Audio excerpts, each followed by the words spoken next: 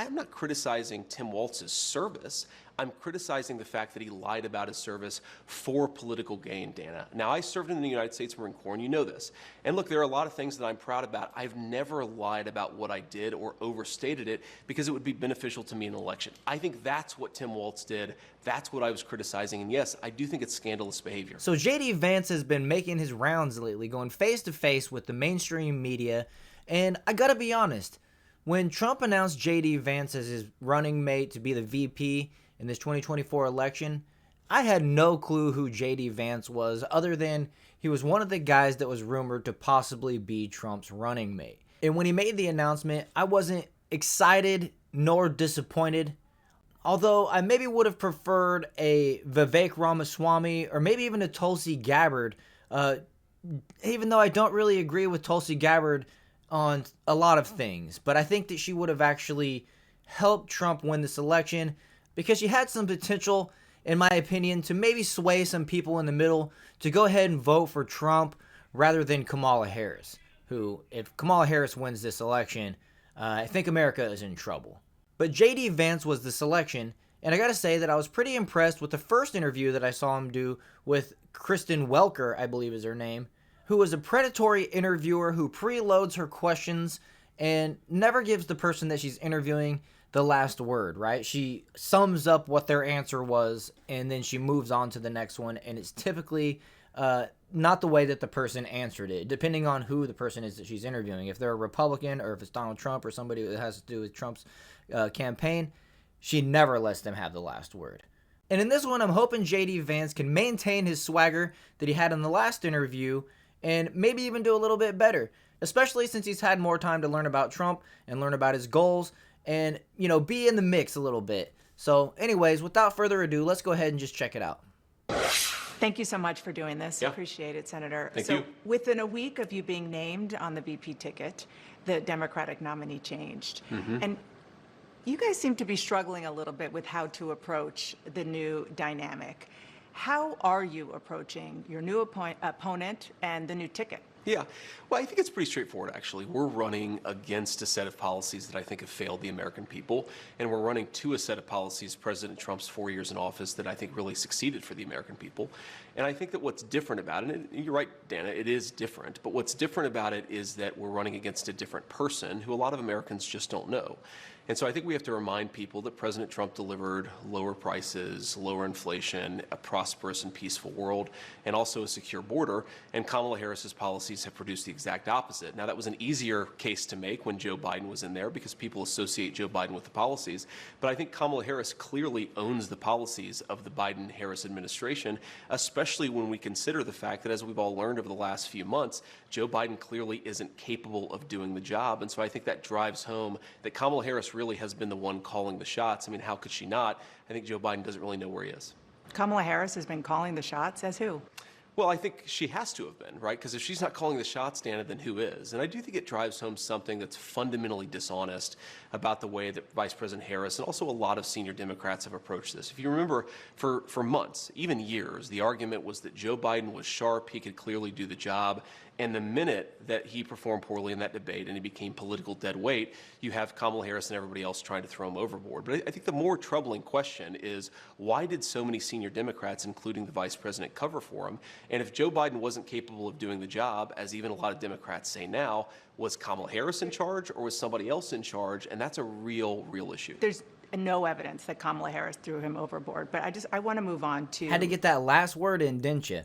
You can't just let the man's answer be his answer. You have to go ahead and insert your information, right? Your facts. It's disgusting. But I want to move on to something that Governor Walz has called you and Donald Trump, and that is weird. Sure. And it is taken off. The New York Times reports that when Donald Trump was asked about it, he said, "Not me, they're talking about JD." Well, certainly they've levied that charge against me more than anybody else, but I think that it drives home how they're trying to distract from their own policy failures. I mean, look, this is fundamentally schoolyard bully stuff. They can accuse me of whatever they want to accuse me of. As Harry S. Truman once said, if you can't take the heat, stay out of the kitchen. And I'm doing this because I think that me being vice president will help improve people's lives. So I accept their attacks, but I think that it is a little bit of projection, Dana. If you think about just take a couple of days ago. Tim Waltz gives this big speech. He's been announced as the VP nominee. And I remember when I had just been announced as the VP nominee, I gave my big speech and I saw my wife and I gave her a big hug and a kiss because I love my wife and I think that's what a normal person does.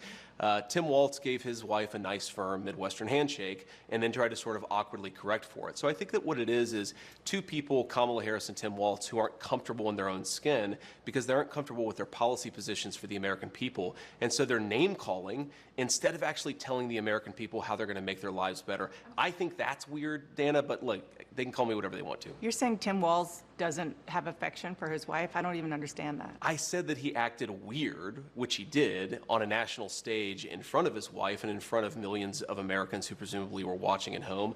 And I think that it's projection, Dana. Look, I think this election should be about who's going to solve the inflation crisis, who's going to make groceries and housing more affordable, who's going to secure that southern border. Kamala Harris's record is that she supported all of the policies that made that problem worse, Dana. We're trying to say we're going to take the country in a different direction. I really think that it's important to point this out, Dana. Their entire campaign has not been about, here's our policy for how we're going to make your life better, or here's what's wrong with Donald Trump and JD Vance's policies. We're going to name call and hope that you don't notice that we don't have an agenda. That is the entire Democrat approach to this election. They have done both. They have both policies, and they are trying to define Dana, you as well.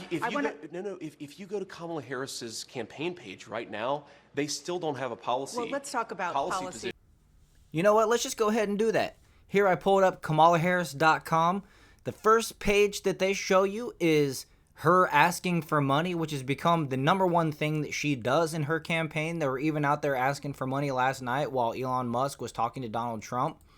And then here, we'll exit out of that. And it's highlighted at the top, asking for money. And let's go ahead and scroll down and find out. Okay, so they want you to join the campaign, meet Kamala Harris, meet Tim Walz, take action, events, and store. Where does this say policies? Let's go here. Meet Kamala Harris. As daughter, she is running for president. As vice president, she has been a trusted partner to Joe Biden. But there's no bullet points. There's no policies at all to be found. Okay, well, it's not going to be on Tim Walz's part, but let's click it. I mean, why would policies be on Tim Walz?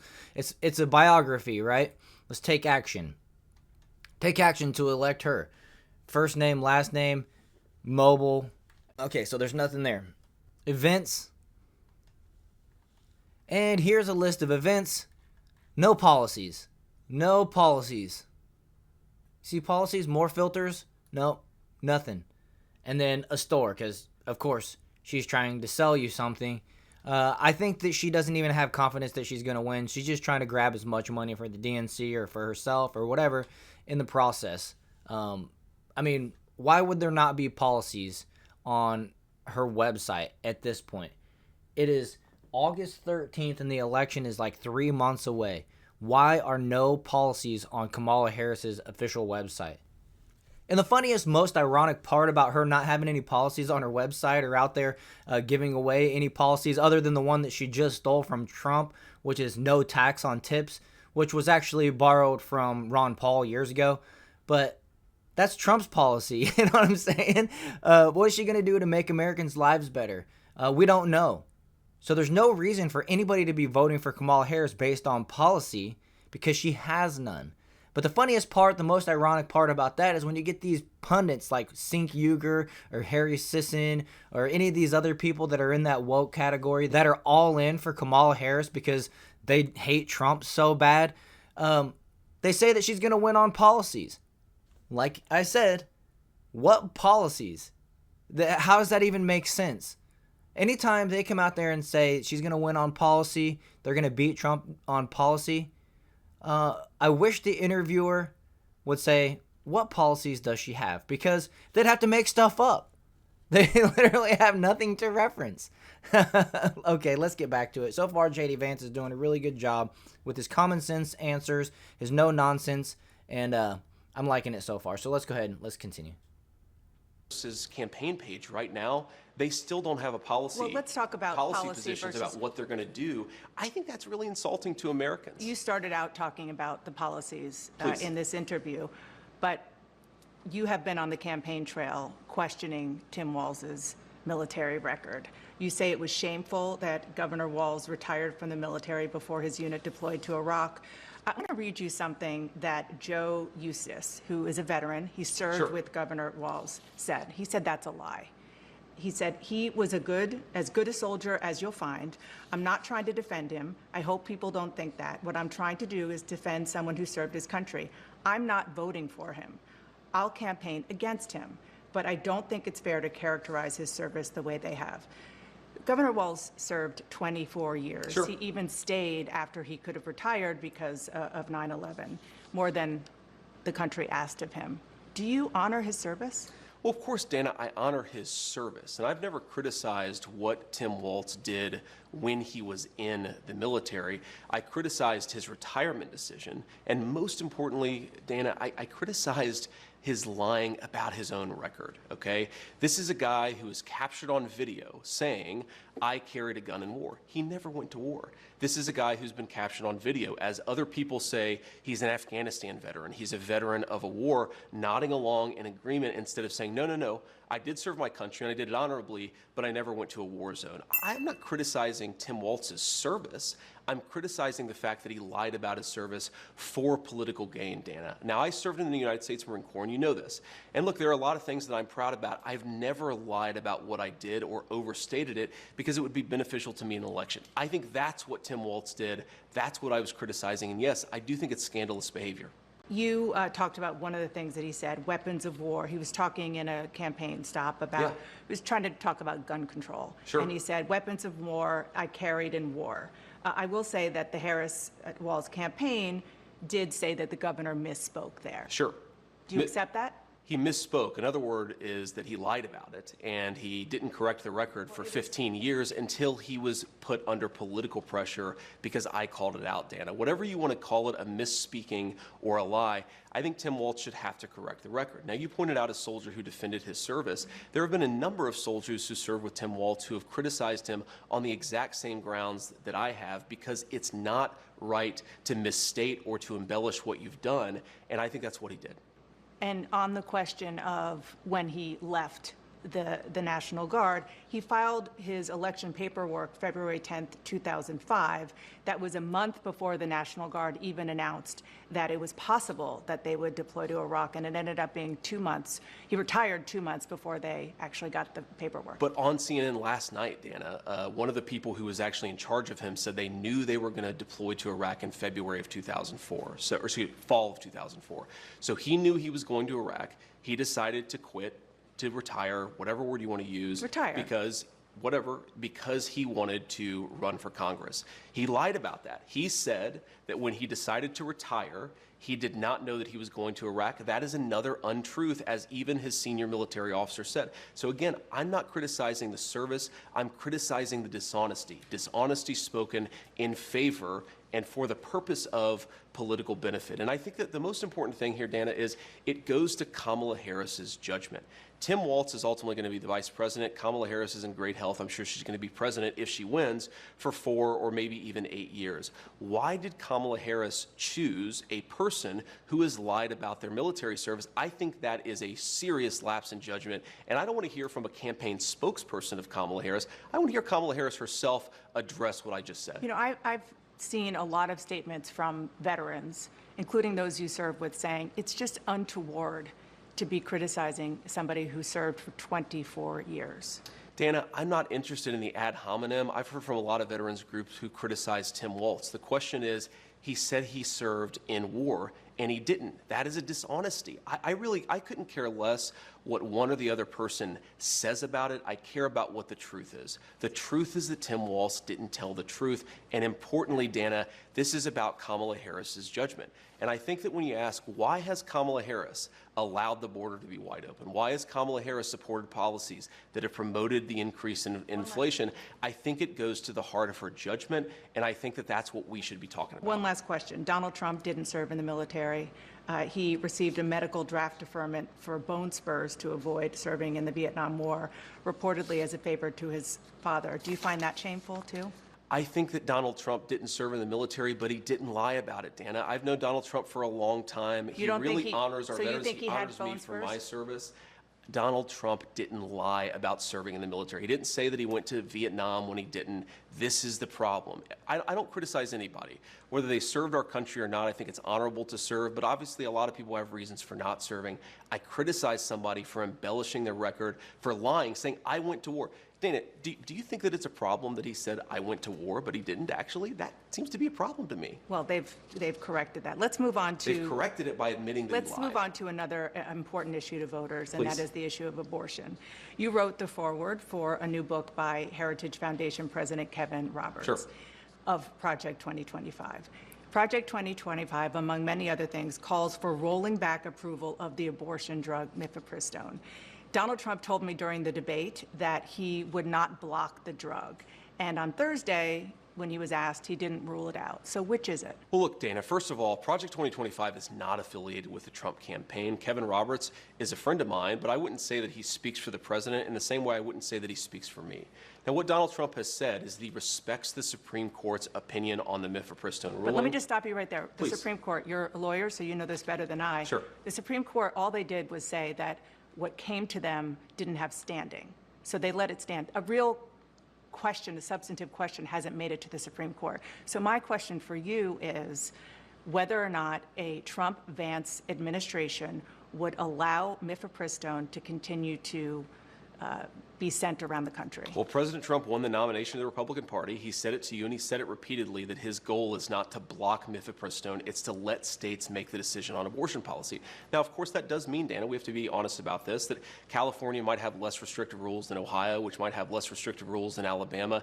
I think what President Trump is really trying to do on the abortion question is really admirable, and I wish the press was a little bit more honest about it. He's saying we've had a 50-year culture war over abortion, where unfortunately this issue has just divided the country, and he wants to provide some ground for us to come together, for states to make these decisions, for voters to make these decisions, and for us all to respect one another. That's all he's on proposed. That issue, a few months ago, on the question, his position, which you've adopted, is it is up to the states. I spoke to a woman named Kate Cox. She lives in Texas. Sure. She was 20 weeks pregnant. Her fetus was diagnosed with a disease called, it was a deadly genetic condition called trisomy 18. She said that carrying the pregnancy, she was told this by her doctors, to term, if the fetus even survived, would hurt her chances for having more children, which she and her husband desperately wanted. Why is not allowing her to end that pregnancy helpful or supportive of expanding families like you want it to be? Well, first of all, Dana, my heart breaks for this woman. I don't know her personally. I've certainly heard the story, and our heart breaks for her. And we want people to have healthy, happy families. And it's extremely unfortunate that sometimes, medicine, the act of God, whatever happens, it just doesn't work out.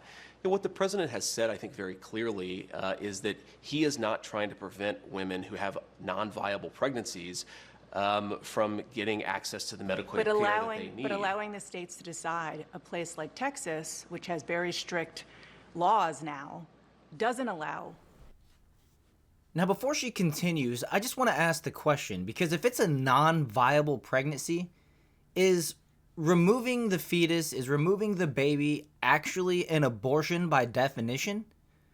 Because from what I understand, ending a non-viable pregnancy is not by definition an abortion. And if that's the case, the point that this woman is making is a moot point, because she's talking about something that wouldn't be classified as an abortion by definition.